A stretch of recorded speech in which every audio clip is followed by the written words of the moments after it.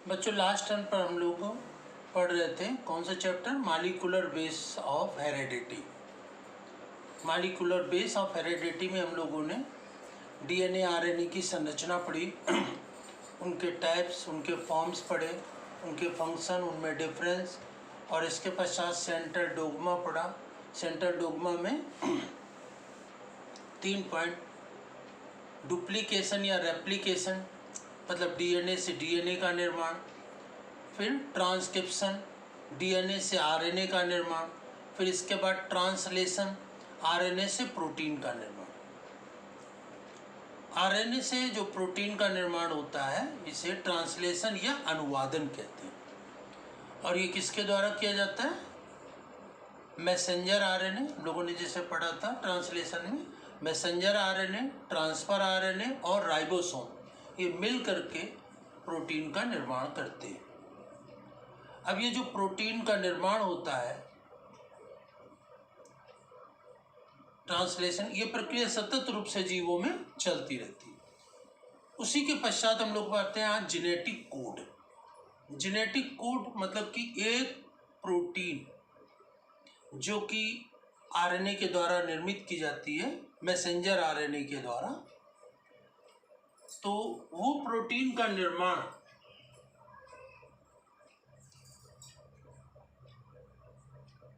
जिसके द्वारा होता है, जैसे होता है, और ये इंफॉर्मेशन प्रोटीन फॉर्मेशन की, वो इंफॉर्मेशन वो कौन ट्रांसमिट करता, कौन ले जाता है, तो इसके बारे में डॉक्टर हरगोविंद खुराना और उनके कई साथियों ने मिल करके बताया कि एक जेनेटिक कोड दिया, एक भाषा दी, जिसमें कि आरएनए के 3 नाइट्रोजिनस बेस मिल करके ये कोड बनाते हैं, और कौन सा कोड कौन सी प्रोटीन का सिंथेसिस करेगा, संश्लेषण करेगा, ये बताया। 3 नाइट्रोजनी क्षार इसमें भाग लेते हैं। तो ये डॉक्टर हरगोविंद खुराना और उनके साथियों ने मिलकर किया, और इसमें जो आरएनए का पॉलीमराइजेशन होता है वो किसके द्वारा होता है? सेवेरो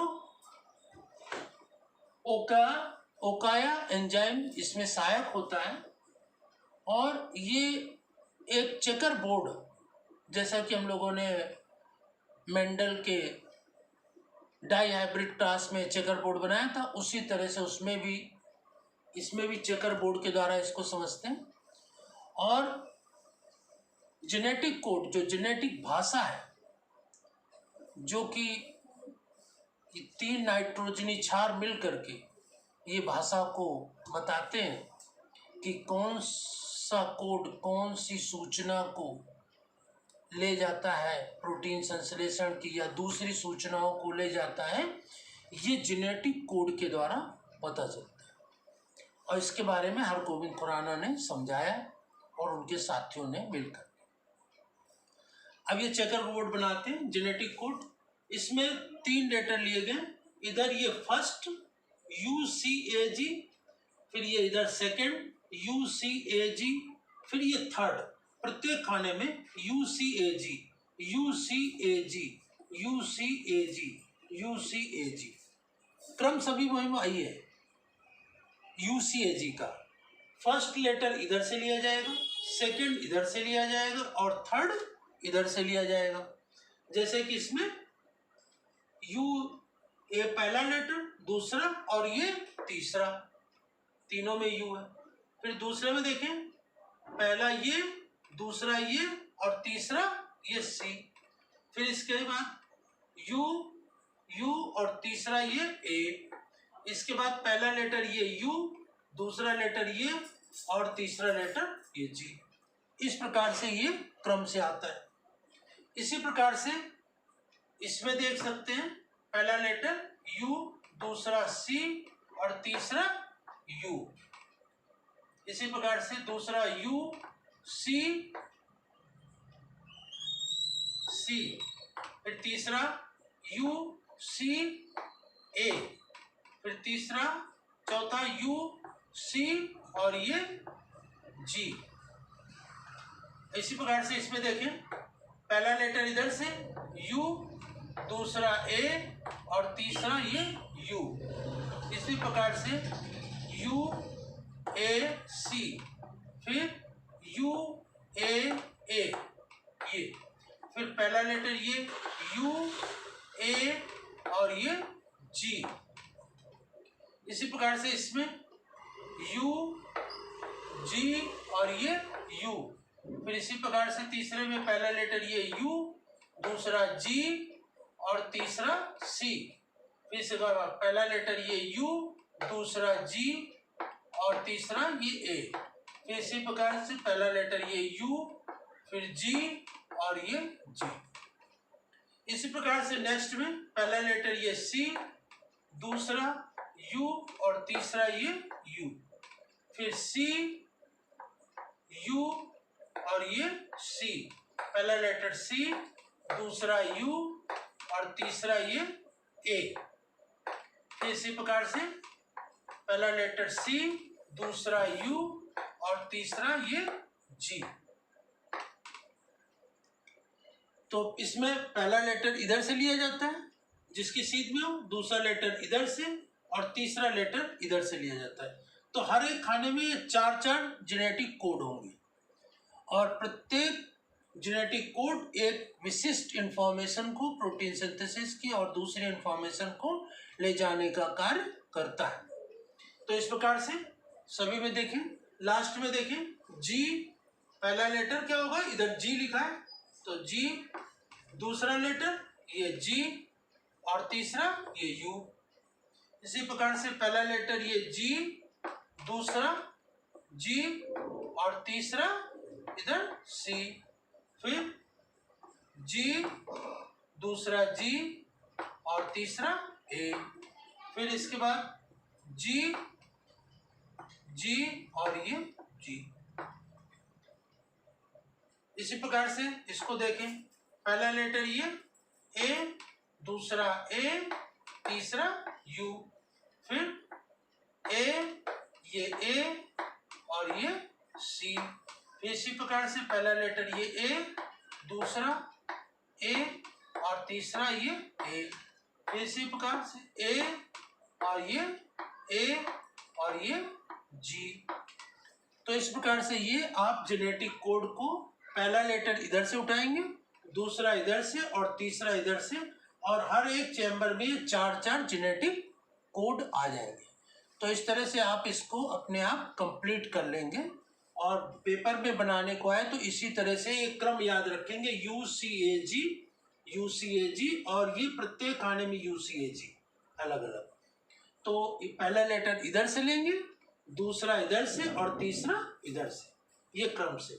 जैसे इसमें देखें, ये पहला लेटर सी, दूसरा लेटर ए और तीसरा लेटर यू, फिर पहला लेटर सी, दूसरा लेटर ए और तीसरा लेटर सी, फिर पहला लेटर सी, दूसरा ए और तीसरा ए, फिर इसी प्रकार से पहला सी, दूसरा ए और तीसरा जी।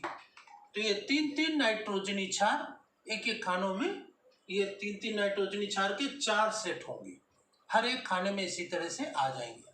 तो ये अपने आप लोग कंप्लीट करेंगे। अब इसके बाद इसमें जो ये नाइट्रोजनी क्षार होते हैं 3-3 का क्रम, जिसे कि हम जेनेटिक कोड कहते हैं।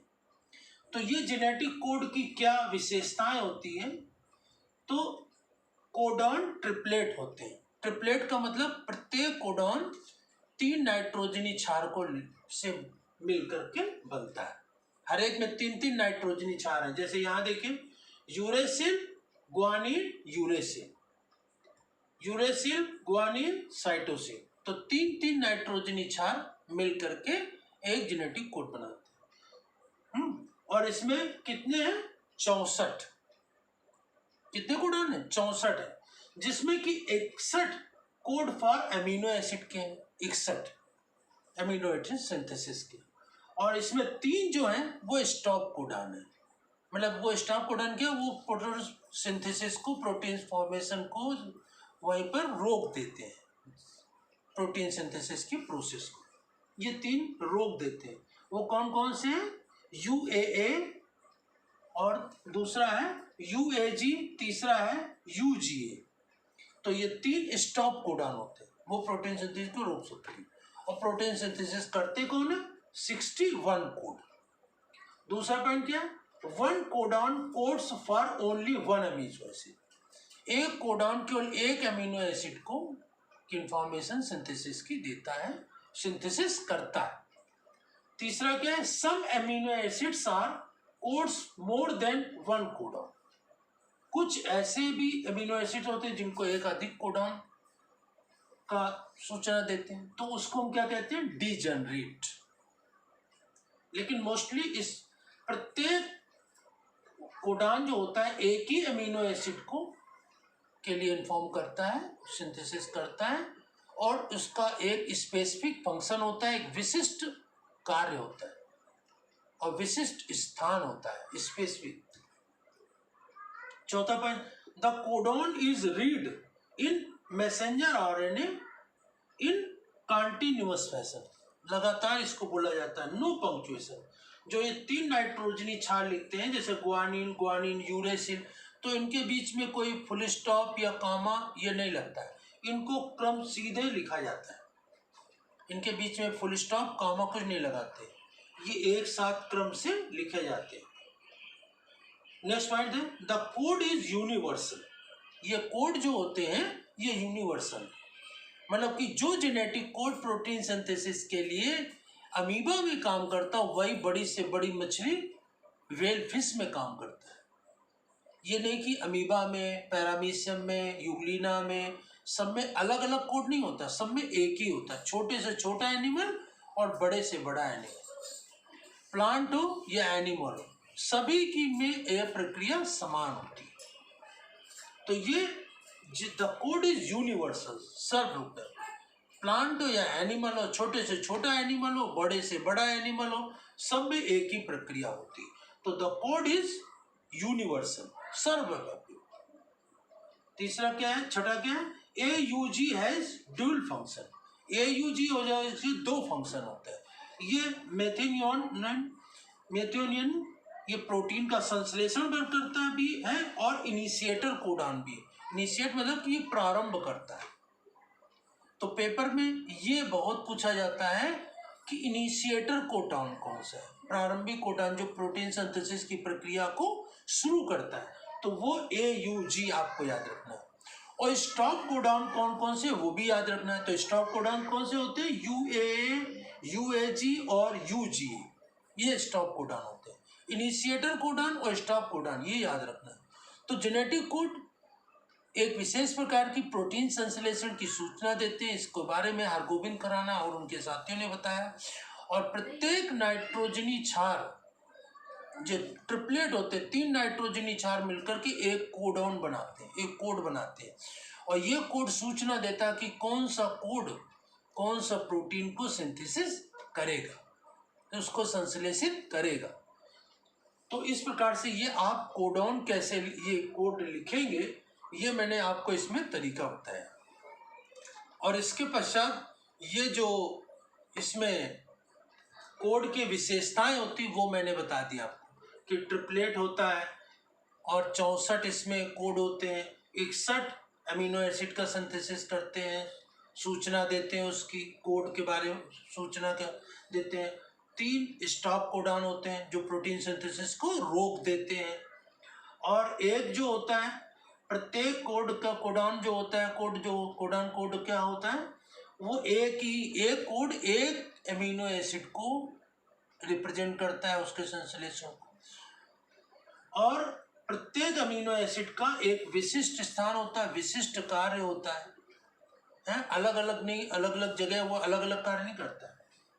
और कोडॉन जो होता है, इनके जो नाइट्रोजनी क्षार होते हैं, ये नाइट्रोजनी क्षार जो लिखते हैं तीनों, उनके बीच में कामा फुल स्टॉप नहीं लगाते। और कोड जो होता है ये यूनिवर्सल होता है, सर्वव्यापी।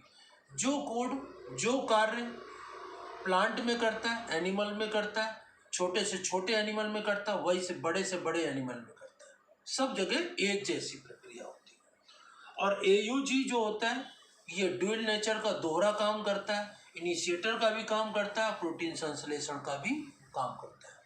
तो ये जेनेटिक कोड के बारे में लिखने को आता है। तो जेनेटिक कोड की ये विशेषताएं आपको लिखनी है, याद करनी है। और ये जो चेकर बोर्ड मैंने बताया है, इसको सही ढंग से समझ करके आपको बनाना है। और इसके बाद नेक्स्ट टाइम पर हम लोग नेक्स्ट टॉपिक को डिस्कस करेंगे। धन्यवाद।